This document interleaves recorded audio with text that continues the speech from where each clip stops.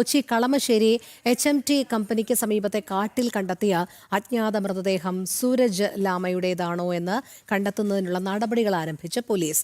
DNA പരിശോധനയും മറ്റ് ശാസ്ത്രീയ പരിശോധനകളും നടത്തും.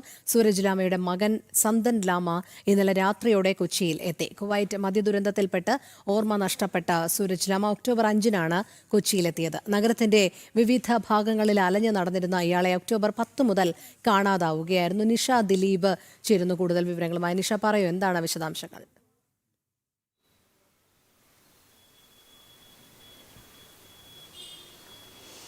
രോഹിണി, ഇന്നലെയാണ് കളമശ്ശേരി HMT കമ്പനിക്ക് സമീപം ഒരു അജ്ഞാത മൃതദേഹം കണ്ടെത്തിയത്. ഇത് കൊച്ചിയിൽ നിന്ന് കാണാതായ ബംഗളൂരു സ്വദേശി സൂരജ് ലാമയുടേതാണ് എന്ന നിഗമനത്തിലാണ് അന്വേഷണ സംഘമുള്ളത്. കാരണം ലാമയെ കാണാതായിട്ട് മാസങ്ങളായിരിക്കുന്നു.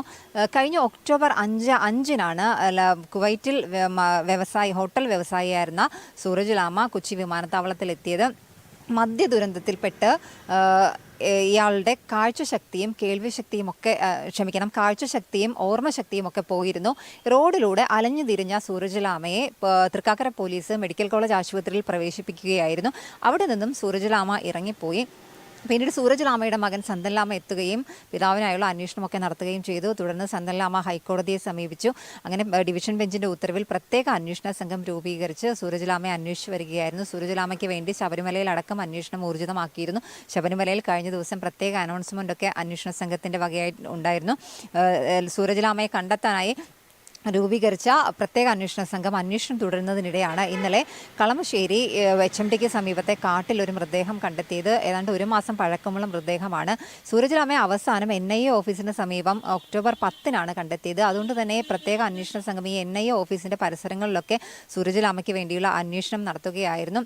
ഈ മൃതദേഹ അവശിഷ്ടങ്ങളിൽ നിന്ന് ലഭിച്ച വസ്ത്രം സൂരജ് ലാമ അവസാനമായി ധരിച്ചിരുന്ന വസ്ത്രമാണ് എന്നൊരു നിഗമനമാണ് അന്വേഷണ സംഘത്തിനുള്ളത്. എന്തായാലും DNA ടെസ്റ്റുകളും ശാസ്ത്രീയ പരിശോധനകളും അടക്കം നടത്തിയ ശേഷം മാത്രമേ ഇന്നലെ കണ്ടെത്തിയ മൃതദേഹം സൂരജ് ലാമയുടേതാണോ എന്ന് പോലീസിന് ഉറപ്പിച്ച് പറയാൻ കഴിയുകയുള്ളൂ. എന്തായാലും ഇന്നലെ തന്നെ ലാമയുടെ മകൻ സന്തൻ ലാമ ഇന്നലെ തന്നെ കൊച്ചിയിൽ എത്തിയിട്ടുണ്ട്. ഇനി DNA ടെസ്റ്റുകളും ശാസ്ത്രീയ പരിശോധനകളും ഒക്കെ നടത്തേണ്ടതുണ്ട്. എന്തായാലും ഇന്നലെ കണ്ടെത്തിയ മൃതദേഹം സൂരജ് ലാമയുടേതാണ് എന്ന നിഗമനത്തിൽ തന്നെയാണ് അന്വേഷണ സംഘമുള്ളത്. രോഹിണി, ശരി, നിഷയാണ് വിവരങ്ങൾ നൽകിയത്.